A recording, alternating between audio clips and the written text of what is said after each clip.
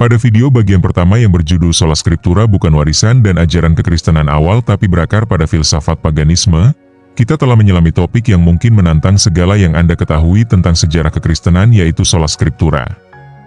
Sola Scriptura atau hanya Alkitab adalah gagasan bahwa Alkitab saja adalah satu-satunya otoritas untuk iman dan doktrin Kristen. Ini adalah landasan reformasi Protestan, tetapi kita telah mendapatkan pencerahan bahwa doktrin yang diagungkan ini tidak pernah diajarkan oleh gereja mula-mula dan tidak pernah didukung oleh Yesus sendiri. Dalam video tersebut, kita telah menjelajahi salah satu ironi terbesar dalam sejarah kekristenan.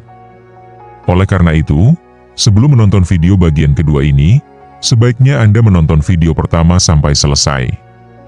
Di sana tim Katolik harus tahu telah mengungkap bagaimana akar dari gagasan hanya Alkitab tidak ditemukan dalam ajaran para rasul yang subur, melainkan terjalin dalam filosofi pagan kuno.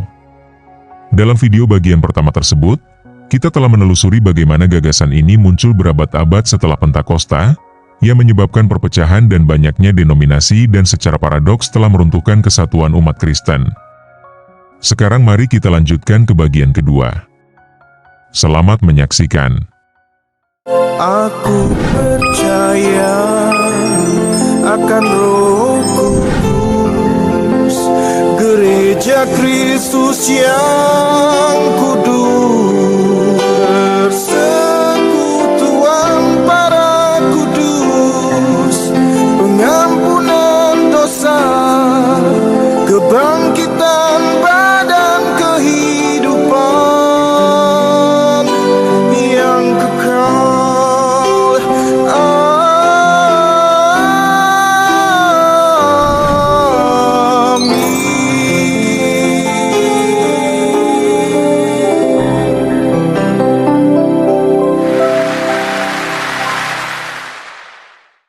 Alkitab sendiri tidak pernah mendukung gagasan hanya Alkitab. Mari kita lihat teksnya. Dalam 2 Timotius 3 ayat 16, kita membaca bahwa semua kitab suci diilhamkan Allah dan bermanfaat untuk mengajar, untuk menyatakan kesalahan, untuk memperbaiki kelakuan dan untuk mendidik orang dalam kebenaran. Ya, kitab suci diilhami. Ya, kitab suci berwibawa. Namun, perhatikan baik-baik, kitab suci tidak mengatakan hanya kitab suci saja sudah cukup. Itu adalah sisipan modern, bukan kebenaran Alkitab. Dan terlebih lagi, dalam 2 Tesalonika 2 ayat 15, Santo Paulus memerintahkan, sebab itu, berdirilah teguh dan berpeganglah pada tradisi yang kamu terima dari kami, baik secara lisan maupun secara tertulis. Itu bukanlah kontradiksi, itu adalah koreksi. Kitab suci dan tradisi lisan selalu menjadi dua paru-paru dari tubuh yang sama. Umat Kristen pertama tidak membawa buku saku perjanjian baru, mereka membawa Ekaristi. Mereka mendengarkan homili dari para uskup yang dapat menelusuri garis keturunan mereka hingga Petrus. Mereka beribadah dalam liturgi suci yang mendahului bentuk akhir Alkitab. Mereka tidak memisahkan kitab suci dari tradisi karena mereka tahu yang satu berasal dari yang lain. Para rasul tidak memberikan Alkitab kepada setiap orang yang baru bertobat. Mereka menumpangkan tangan, mengurapi, menahbiskan, berkhotbah, dan mempercayakan. Dan yang terpenting, mereka mewariskan iman yang hidup, bukan sekadar firman tertulis. Mengisolasi kitab suci dari gereja berarti memisahkan firman dari tubuh. Itu sama saja dengan membaca Paulus tanpa Paulus yang menderita bagi gereja. Itu sama saja dengan mengutip Injil tanpa mengakui gereja yang mengkanonisasinya.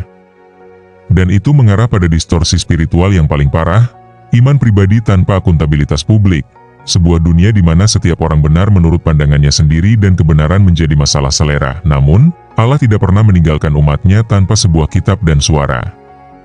Dia memberi kita sebuah gereja, sebuah komunitas apostolik yang hidup, bernapas, satu, kudus, katolik, dan apostolik. Tidak sempurna dalam anggotanya, tetapi sempurna dalam misinya. Dan gereja terus berbicara, bukan menentang kitab suci, melainkan bersamanya, untuknya, melaluinya, dan melayaninya. Jadi, Sola Scriptura bukanlah fondasi kokoh seperti yang diklaimnya. Paling banter, ia hanyalah sebuah eksperimen filosofis dengan konsekuensi spiritual. Paling buruk, ia adalah topeng modern dari kesalahan-kesalahan kuno, yang dikemas ulang untuk pemberontakan dan secara keliru dibaptis sebagai Alkitabiah. Dan jika kita ingin merebut kembali persatuan, memulihkan kejelasan, memulihkan kepenuhan iman, kita harus kembali kepada gereja yang memberi kita kitab suci dan merangkul tradisi yang melestarikannya, bukan hanya dengan tinta, tetapi juga dengan darah, dalam ibadah, dan dalam kuasa kerasulan. Jika Anda benar-benar ingin tahu apa yang diyakini oleh orang Kristen mula-mula, Anda tidak perlu menebak-nebak, Anda tidak perlu menciptakan kembali roda. Anda hanya perlu mendengarkan orang-orang yang berdiri di garis depan era pasca apostolik, mereka yang menghidupi iman, membela iman, dan mewariskannya.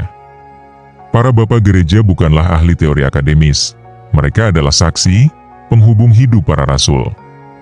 Dan tak satu pun dari mereka, tak seorang pun, pernah mengajarkan bahwa kitab suci saja sudah cukup. Malahan, mereka mengajarkan yang sebaliknya. Ambil contoh Santo Basilius Agung, salah satu uskup paling cemerlang di abad keempat.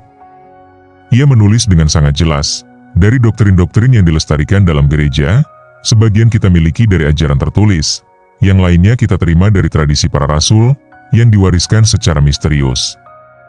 Keduanya memiliki kekuatan yang sama dalam agama sejati. Itu bukan pemutarbalikan fakta Katolik modern. Itu adalah pernyataan seorang doktor gereja bahwa ajaran para rasul yang tertulis dan tidak tertulis sama-sama berwibawa. Lalu bagaimana dengan Santo Agustinus, tokoh yang masih dikutip oleh sebagian besar umat Protestan untuk mendukung teologi mereka? Ia tidak hanya percaya pada Alkitab, tetapi ia juga percaya pada gereja yang memberinya Alkitab. Kata-katanya yang terkenal mengungkapkannya dengan sangat baik, "Saya tidak akan percaya Injil jika otoritas gereja Katolik tidak menggerakkan saya untuk melakukannya." Dan renungkanlah hal itu. Santo Agustinus, seorang intelektual terkemuka di Barat, tidak memisahkan kitab suci dari gereja. Ia memahami sesuatu yang telah dilupakan banyak orang saat ini. Anda tidak dapat mempercayai Alkitab sementara pada saat yang sama tidak mempercayai sang mempelai yang melestarikan, mengkanonisasi, dan mewartakannya. Para bapak gereja tidak menaruh kitab suci dalam kotak kaca yang diberi label "buat sendiri". Mereka melindunginya melalui tradisi, mengkhotbahkannya dalam liturgi, dan menafsirkannya dalam kesatuan. Kehidupan mereka tidak dibentuk oleh devosi pribadi saja, tetapi oleh ekaristi, kredo, dan kesaksian yang tak terputus dari suksesi apostolik. Gagasan bahwa setiap orang Kristen dapat membuka Alkitab dan memperoleh semua doktrin secara independen, itu tidak pernah terpikirkan oleh gereja mula-mula. Yang menimbulkan pertanyaan yang sangat tidak mengenakan tetapi tidak dapat dihindari bagi siapapun yang berpegang teguh pada sola scriptura. Dari mana Alkitab Anda berasal? Anda lihat, kitab suci tidak jatuh dari langit. Yesus tidak pernah membagikan daftar isi, dan para rasul tidak pernah meninggalkan daftar buku-buku yang diilhami secara ilahi.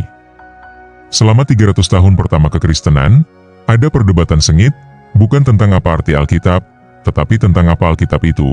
Buku-buku mana yang diilhami, yang mana yang sesat, yang mana yang harus dibaca dalam misa, dan yang mana yang harus ditolak. Dan tahukah Anda siapa yang menjawab pertanyaan-pertanyaan itu? Gereja Katolik.